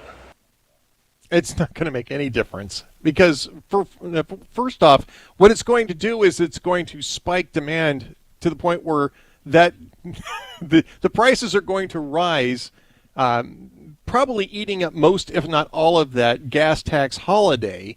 And then at some point you've got to reimpose it. I would imagine it would be after the election, but at some point you've got to reimpose it because you are supposed to be collecting all of those funds to repair roads, bridges, and the like. And there's there are a lot of programs that rely on that on the revenue from the gas tax, and the Highway Trust Fund being the primary recipient of those. And you can't just stop collecting it for very long. Otherwise, you run out of money to do all of those infrastructure maintenance tasks that you're supposed to be doing. So when you reimpose it, you're basically imposing an 18.4 cents hike on a gallon of gasoline, and you have to actually explicitly do that, which means that you are going to get the blame for when it goes up even higher. Now, they've tried these gimmicks in the past. They've tried releases from the Strategic Petroleum Reserve at least twice, maybe more often than that. It impacts the price momentarily, and then it keeps going up because demand is going up. When the prices drop a little bit, everybody runs to the gas station, fills up again. So, again, demand goes back up. This doesn't address the real issues of supply and demand and supply restrictions here in the United States. We're going to talk about that with Mike Sommers of the American Petroleum Institute when we come back from the break. I'm Ed Morrissey of HotAir.com. Don't go anywhere. Portions of the Hugh Hewitt Show are brought to you in part by Prison Fellowship Academy.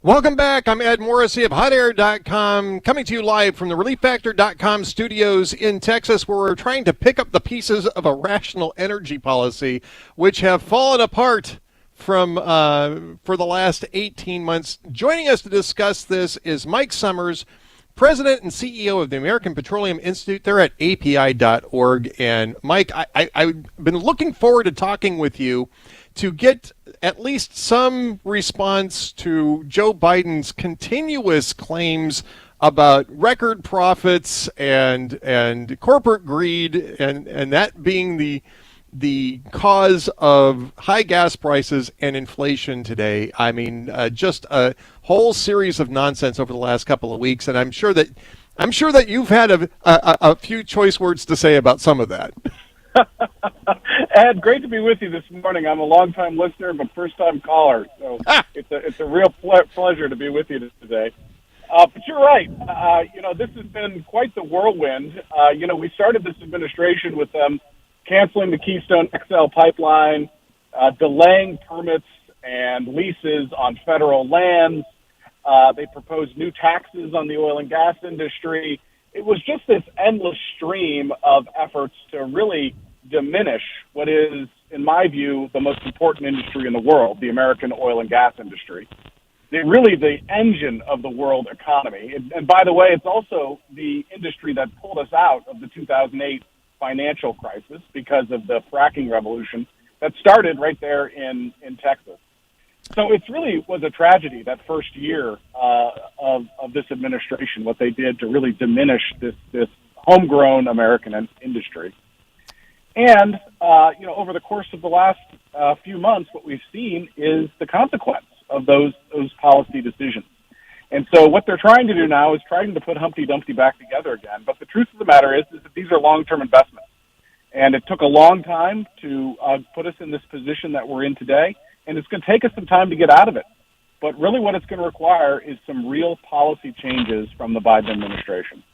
Right. I mean, and again, I mean, we can just look at the inflection of gas prices, which weren't going up at all over the last few years prior to Biden issuing EO 13990 and implementing a lot of these policies. By the way, I should ask you, how big of an obstacle has EO 13990, the executive order that Biden signed on his first day in office, imposing all sorts of different restrictions on the oil and natural gas industry? How big of an obstacle has that been in reality?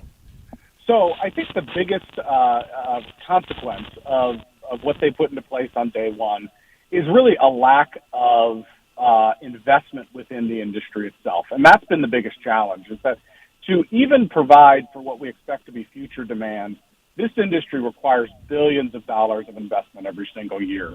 So when you have an administration that is continuously putting pressure on an industry and saying that we're not going to be using oil and gas, by 2030, you're not going to get the investment that you need, either from the companies themselves or from Wall Street. And so this administration, the biggest effect that they've had is really been a focus on divestment from the oil and gas industry. And the consequence of that is going to be tremendous over the course of the next few years. Even if this administration goes away 2 years from now, the consequences of what they put into place today is going to have ramifications for decades and decades to come. Well, of course it is, and so will the rhetoric that's coming out of the White House, because it's making it very clear that they are hostile to expansion of oil and natural gas projects. I mean, he's been saying that not just since day one, but almost since day one of his presidential campaign, that he was going to shut down drilling, he was going to shut down fossil fuels. They were going to have this incredible transition, which was the phrase he used a month ago, to a new renewables future. And if you're hearing that and you're a capital investor, you're not going to be terribly excited about sinking a lot of money into a 5 or 10 year project that won't start to pay off until actually the end of the project. And that's one of the big issues, I think, that the oil industry is facing. And not just ExxonMobil, not just Chevron. The oil industry is actually a whole lot of smaller companies as well who really need capital investors and who aren't finding them. Yeah, and you think about the fact that this industry employs about 11 million people in the United States. It is about 8% of America's GDP. I like to call it the first 8%, because the rest of the economy can't thrive unless this industry is able to thrive. That's right. And this economy has really benefited from affordable, reliable, and inexpensive fuel sources for over a decade. And if we want to get this economy back moving again, we need to get back to the policies that got us there.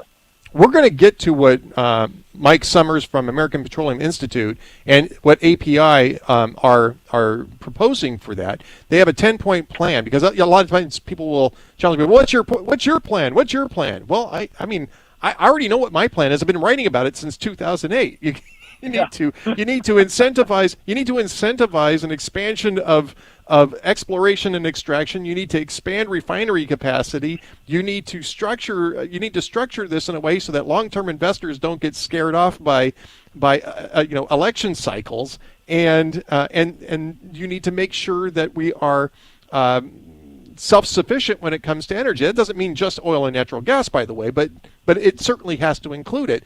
API has some thoughts on that. We're going to get to that in just a second. Mike, I want to just address a couple of points that Biden has been making over the last couple of weeks. You know, the idea that ExxonMobil doesn't pay taxes, the idea that refiners are price gouging, and that's the reason why prices are so high. You know, I did something that apparently no reporter thought to do in the United States, which was I went online, I took a look at the quarterly reports from ExxonMobil. I looked at the quarterly reports from Chevron, from Marathon, and BP, and Citgo, which is not really, you know, all you get is just the refining stuff from Citgo, because that's Venezuelan. That's right. Venezuelan firm, a sovereign firm from Venezuela. But you know what I found is that, you know, ExxonMobil's profit margin in first quarter was 6%. Now, that's not bad, but I mean, it's not gangbusters either for investors. And their tax rate was 32%. Then I looked at Goldman Sachs, which is where people really make the money in America. That's Goldman Sachs had a net profit margin in the first quarter of 30.5%, and I think their effective tax rate was something around 15%. So I guess there's corporate greed going on here, but I don't necessarily think it's coming from the oil industry. And I'm just kidding, because I mean, Goldman Sachs makes money doing what Goldman Sachs makes money doing, and that's it's voluntary, so people don't have to go to Goldman Sachs. But well, don't you find it curious that no one is proposing a windfall profits tax on Goldman Sachs or Apple or Amazon, who made billions of dollars more than the oil industry? You mentioned ExxonMobil, one of my biggest members.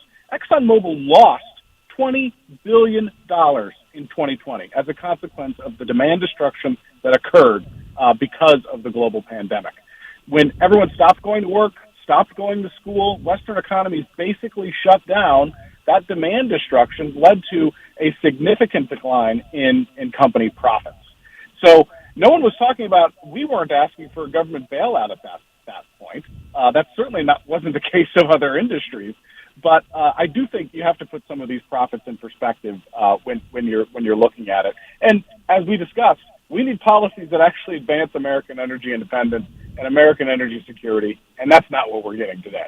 So let's talk about that. API.org has a 10-point plan up. You can go over and read it yourself. API.org. Just go to API unveils 10-point policy plan to restore U.S. energy leadership, fuel economic recovery. Obviously, we're not going to be able to go into all 10 points in depth. But tell me, I mean, I gave you my 3-point plan, my three-ish point plan, right? I'm assuming that you agree with those. With those 3 points are represented in this. What else do we need to do?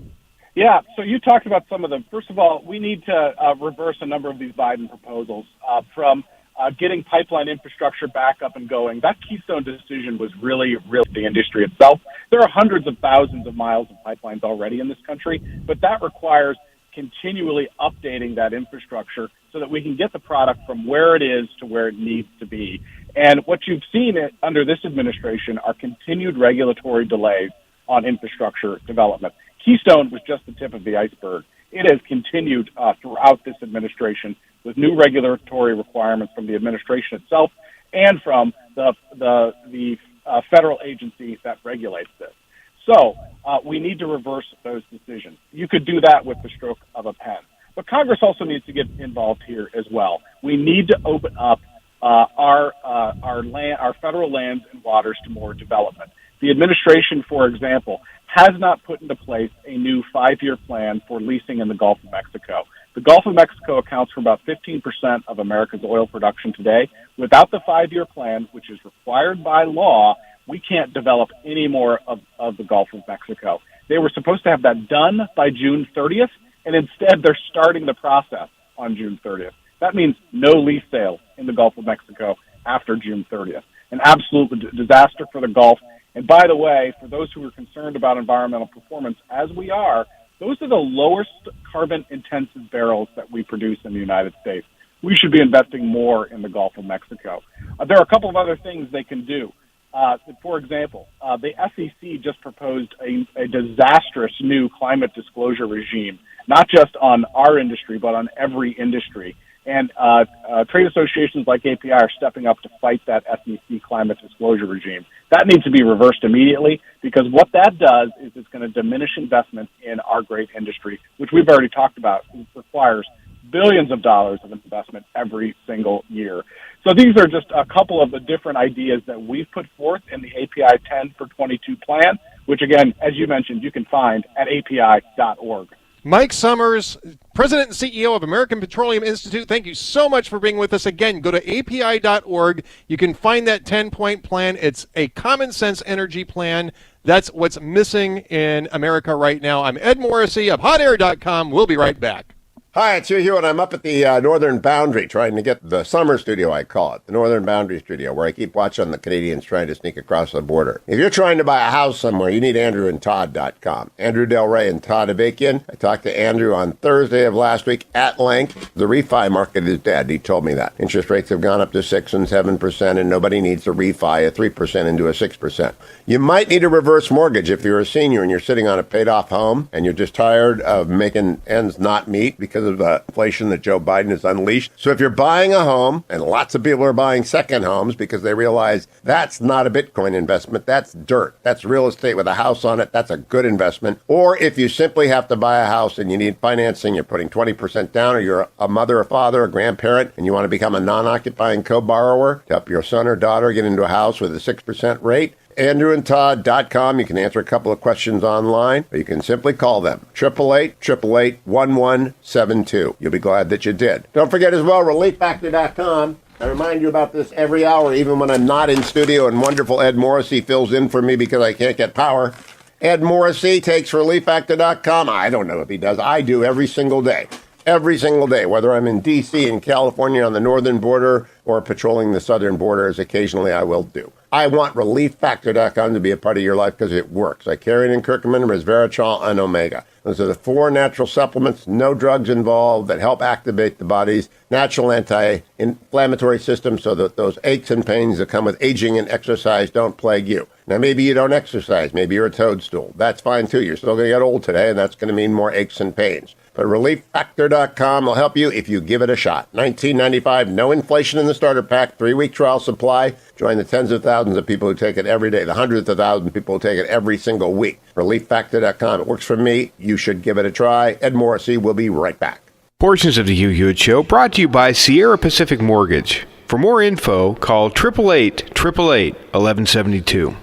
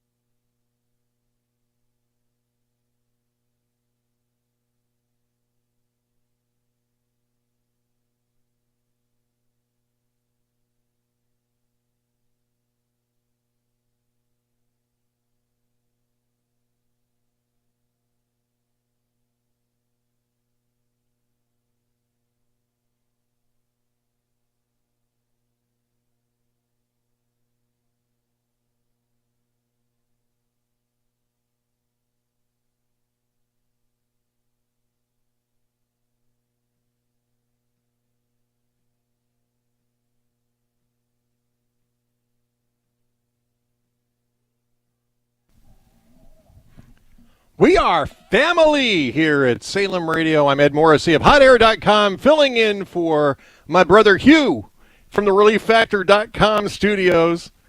And we're talking a little bit about the energy issues here and Joe Biden's demagoguery of this.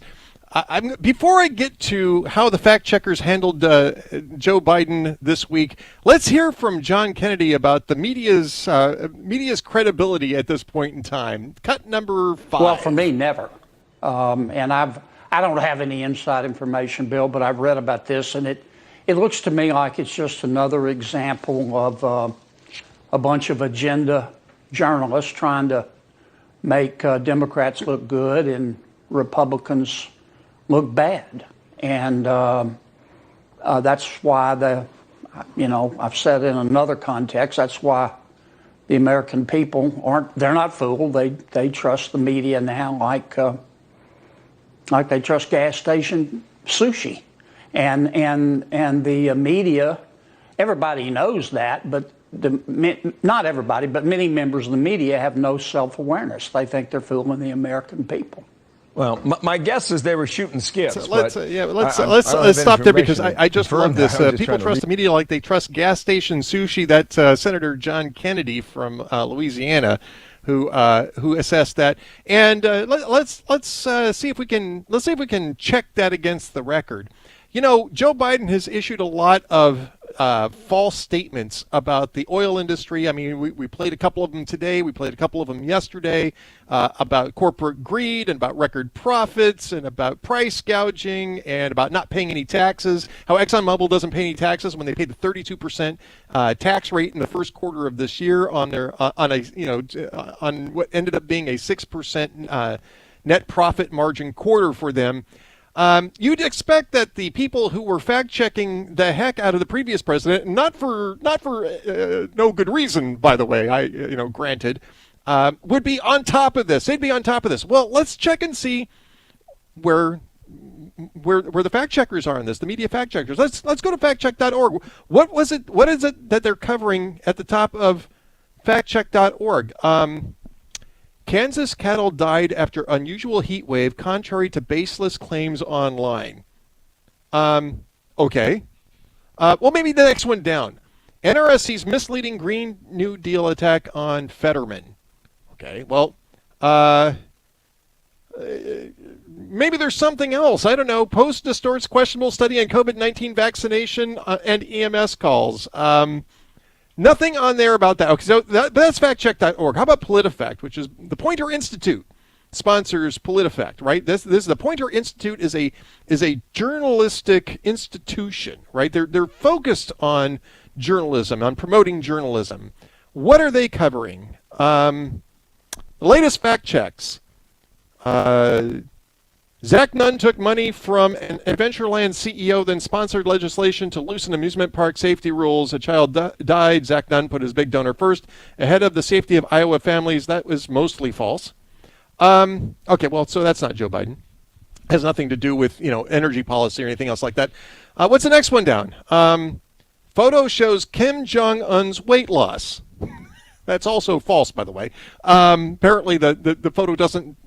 I'm not even going to click on it, but apparently they rated it false. We've got something from Monica Crowley about U.S.